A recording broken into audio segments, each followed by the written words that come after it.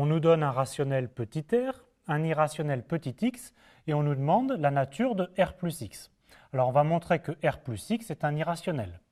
Alors r est un rationnel, donc on peut l'écrire r sous la forme p sur q, avec p un entier relatif et q un entier naturel non nul. On va raisonner par l'absurde, c'est-à-dire qu'on va supposer que r plus x est un rationnel. Ça nous donne quoi que r plus x est un rationnel? Ça veut dire que r plus x, il s'écrit sous la forme p' sur q', avec encore une fois p' un entier relatif et q' un entier naturel strictement positif. Maintenant, cette équation r plus x égale p' sur q' s'écrit aussi x égale à p' sur q' moins r. R, on a dit que c'était p sur q, donc ça s'écrit p' sur q' moins p sur q. Et on a maintenant la somme de deux fractions. Donc au dénominateur, on met qq' et au numérateur, on met p'q moins pq'. On vient maintenant d'écrire x sous la forme d'un quotient de deux entiers, ici, deux entiers p'q moins pq' sur q moins q', ce qui prouve que x est un rationnel. Mais dans notre exercice, on sait que x est un irrationnel. On obtient donc une contradiction. Bilan, qu'est-ce qu'on a montré? On avait supposé que r plus x était un rationnel. On a trouvé une contradiction. Donc, le bilan, c'est que r plus x est un irrationnel.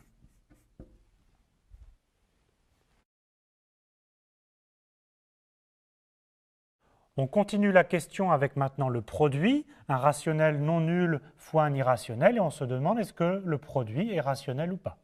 Encore une fois, on va montrer que le produit est irrationnel, et toujours en raisonnant par l'absurde. Donc par l'absurde, on suppose que r fois x est un rationnel, c'est-à-dire qu'il s'écrit sous la forme p seconde sur q seconde. Ceci nous donne que x s'écrit maintenant p seconde sur q seconde fois 1 sur r. Mais je vous rappelle que si on a écrit r sous la forme d'une écriture p sur q, ça nous donne p seconde sur q seconde fois q sur p. Le produit de deux rationnels s'effectue de la façon suivante, pq seconde fois q p seconde. Et donc on vient d'écrire x sous la forme d'un quotient de deux entiers, et donc x est un rationnel. Et on trouve encore une contradiction, car dans notre hypothèse, x est irrationnel. Et cette fois, qu'est-ce qu'on a démontré? Par l'absurde, on a supposé que r fois x était un rationnel. On a trouvé une contradiction. Et donc, le bilan, c'est que r fois x est un nombre irrationnel.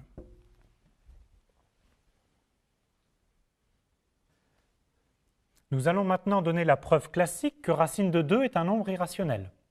Alors nous allons raisonner par l'absurde. On va supposer que racine de 2 est un nombre rationnel, donc il peut s'écrire sous la forme d'un quotient p sur q, avec p un entier relatif et q un entier naturel non nul. Et il sera important aussi de supposer que p et q sont premiers entre eux, c'est-à-dire que la fraction est écrite sous la forme irréductible.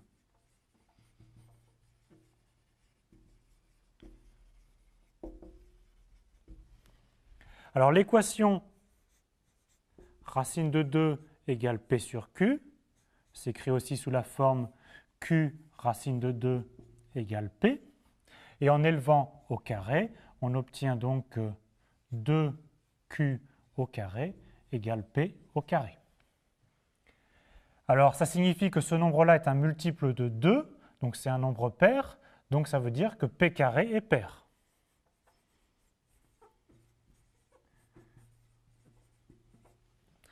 Maintenant, si p carré est pair, ça implique que p est lui-même un nombre pair.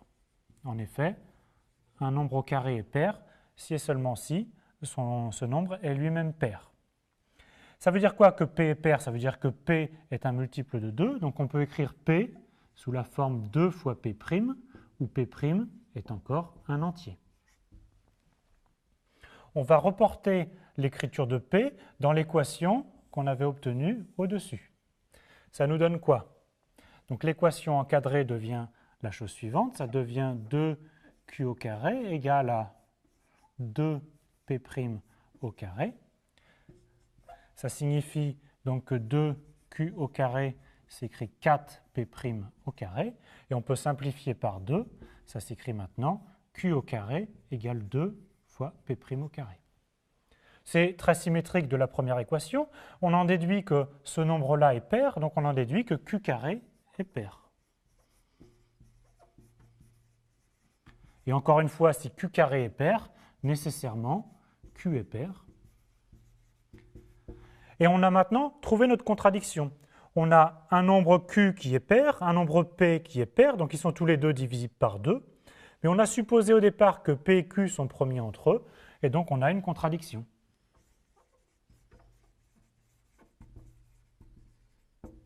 Alors, faisons le résumé de ce qu'on a montré. On avait supposé que racine de 2 était un rationnel. On a trouvé une contradiction. Et donc, qu'est-ce qu'on a montré?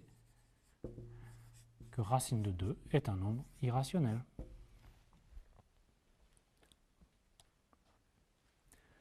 Dans cet exercice, on nous donne deux rationnels R et R'.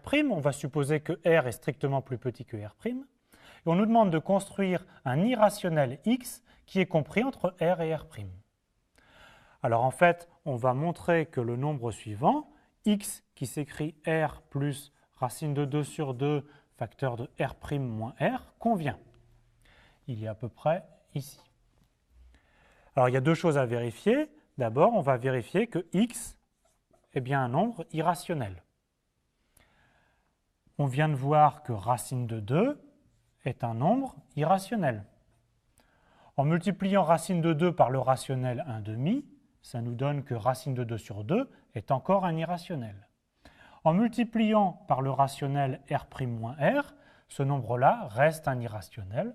Et en ajoutant le nombre r, qui est un nombre rationnel, tout ce nombre reste bien un nombre irrationnel. On vient donc de montrer que le nombre x est un nombre irrationnel.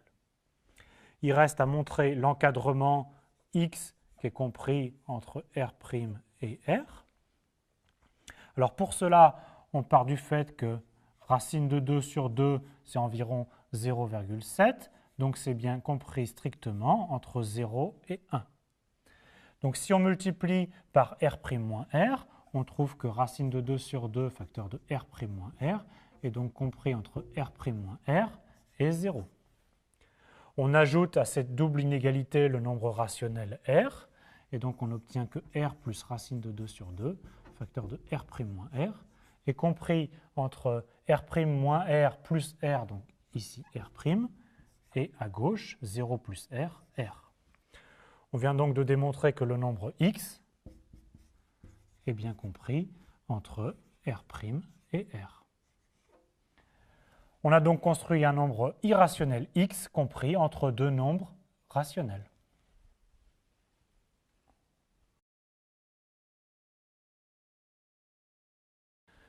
Nous allons donner une autre démonstration de l'irrationalité de racine de 2.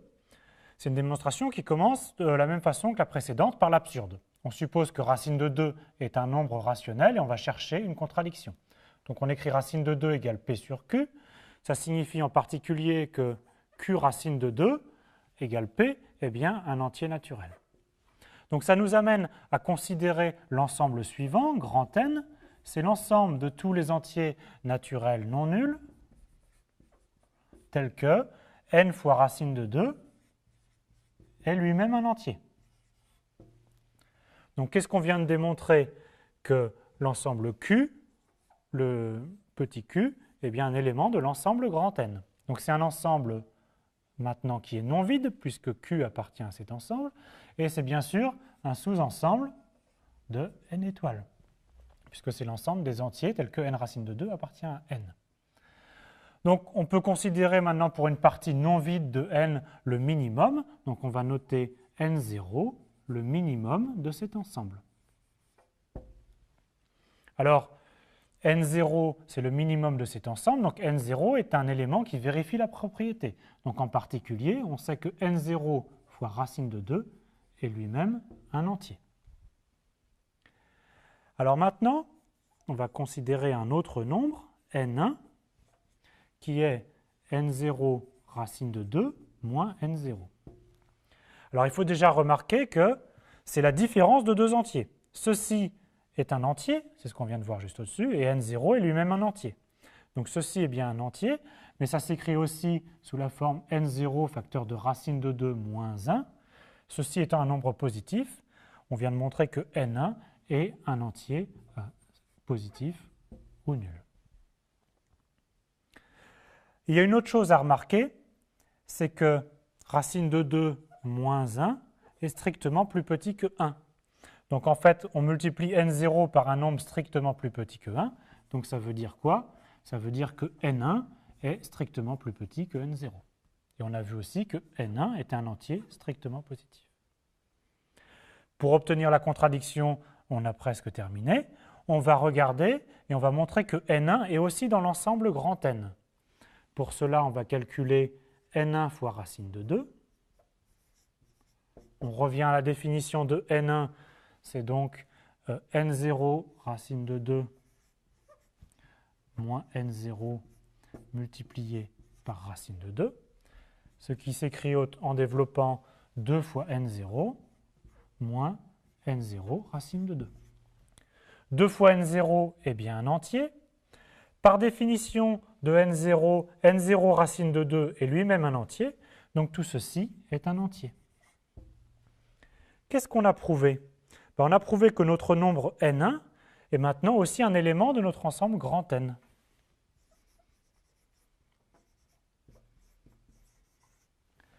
Mais n1 a aussi la propriété suivante, qu'il est plus petit que n0. Et là, on obtient notre contradiction, parce que n0, c'était le minimum de n. Donc on a obtenu un autre ensemble qui est plus petit que le minimum, d'où une contradiction.